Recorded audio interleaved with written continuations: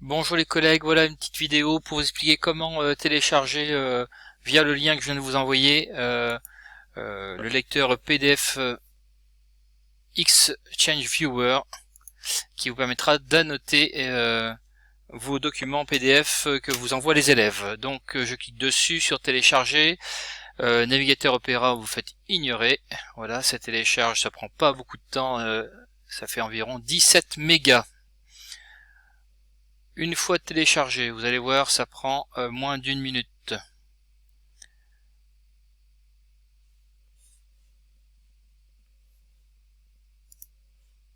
Vous cliquez dans la zone de téléchargement et vous activez le programme qui est en .exe. Vous acceptez, vous installez donc en français. Vous allez voir, c'est très rapide. Je comprends et j'accepte les termes du contrat. J'active. Free version gratuite. Et en 20 secondes, c'est actif. Terminé, c'est exécuté.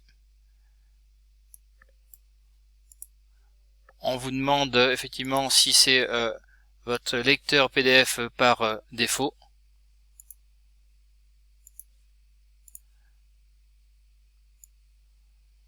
Donc je vais prendre un document d'un élève que j'ai reçu par exemple aujourd'hui.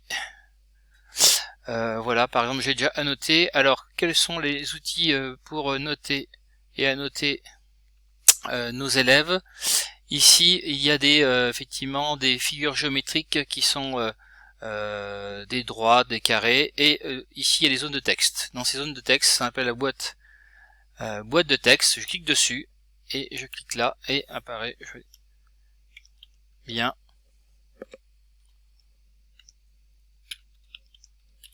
Mais attention aux fautes d'orthographe, par exemple.